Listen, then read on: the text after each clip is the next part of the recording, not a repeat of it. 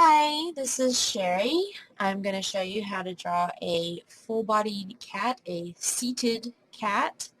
So start by drawing the head and really basic shape. That's the body of the cat, and there's a little line to show that he's sitting there.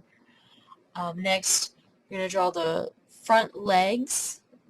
This is the basic structure of the shoulders, the joints, and the overall forelegs. The hind legs, when seated, um, because of foreshortening, I'm just drawing in a couple of ovals. From the side, if it was a profile shot, they would be more rounded, but as I said, foreshortening, they're going to look like a couple of footballs there. Next, I want to work on the head of the kitty cat, the face. Um, I want him looking up a little bit since this is going to be a contented kitty cat.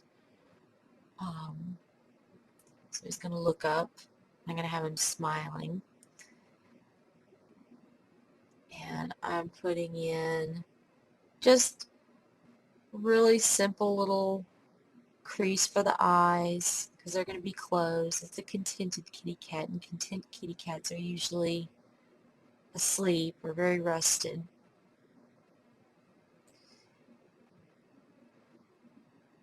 And I'm just fixing the proportion of the mouth a little bit. It's really subtle, but I think it looks better having a slightly smaller mouth.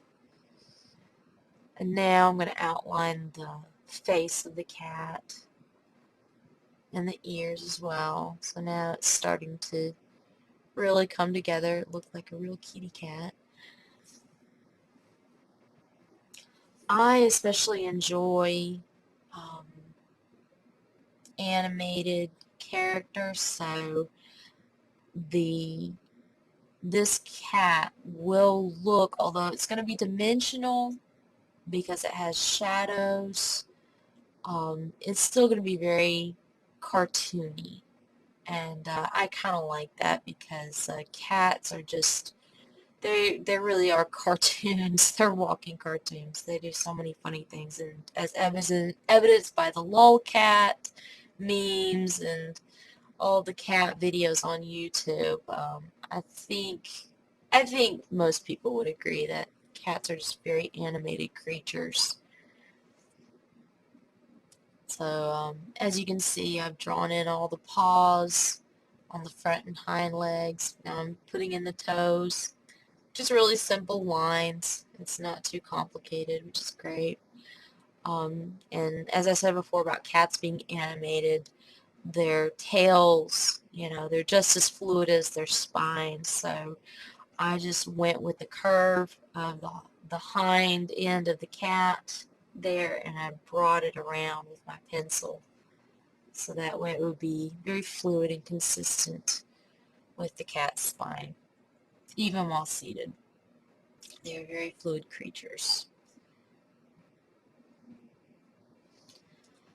I'm done with my basic proportion lines, all the sketchy things that I had to begin with. So now that I've got a real solid outline, I'm going in and removing all of those sketchy lines.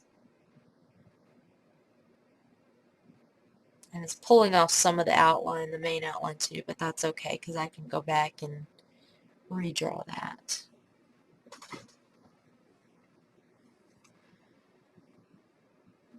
And that's what I'm going to do now. I'm going to redraw the outline.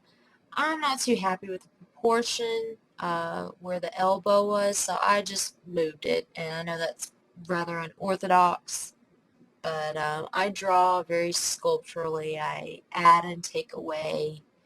I work with what I have. Um, it's kind of a cheating thing, I know, but I wanted to fix it now instead of later when I was going to be putting in shading.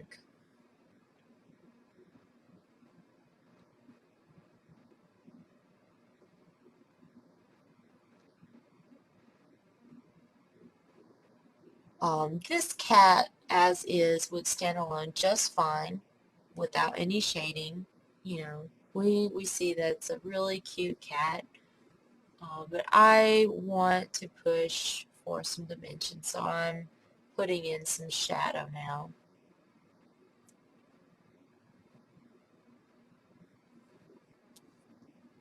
Starting from the top down, and see, now I've got my nose. I didn't want a really heavy line for the nose to begin with because I didn't want it to be too distracting from the rest of the cat.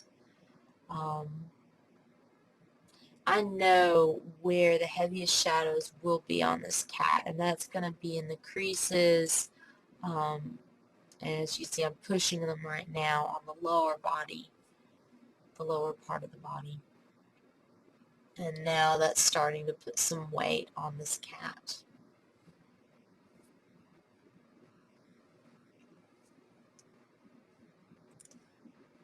And I'm giving him a little line across his tail. Maybe he's got a white tip on him. I don't really know what color he'll be since this is just a graphite drawing.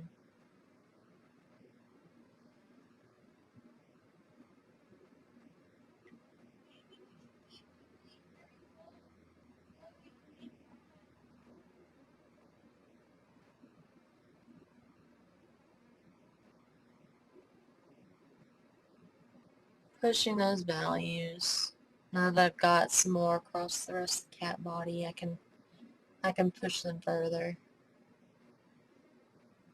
Strong values always make for really good drawings or paintings if you're doing a painting.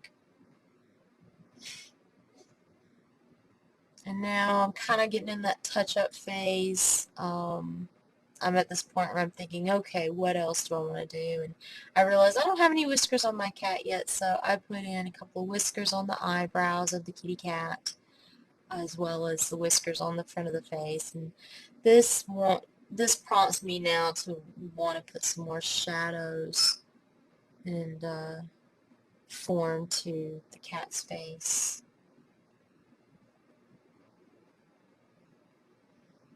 And putting a little more shading on the upper torso and the tail.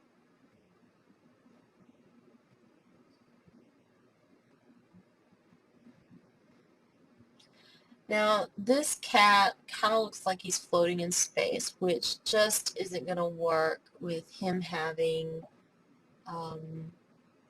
three-dimensional form. So I am giving him a shadow. His body is casting a shadow. In another video, I talked about the importance of knowing your light source. Right now, the light source I have is kind of diffused. Maybe it's just above, maybe he's outside somewhere, so it's pretty bright. Later on in other videos, I will probably be including how to draw a light source, or at least to help you as you're doing your shading. And I've got a line behind him just to show that, hey, he's sitting on a surface. Maybe he's on a table. Maybe he's sitting on the floor with the wall behind him. But we know now he's not in space anymore, just floating around on a piece of paper.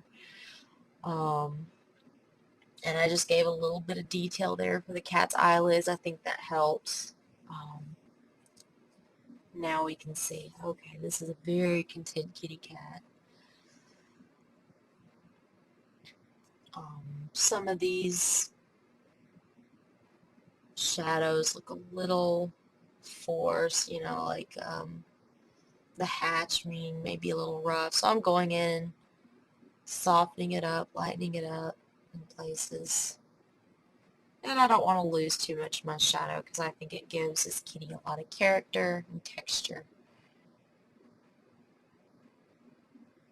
And I'm almost finished, getting to the point where I need to decide where I'm going to stop. Not easy, but you know, you learn. You learn when to stop. And I think I'm done. I'm happy with this kitty. So I hope you guys enjoyed this tutorial. Please like this, share with your friends, and have a great day.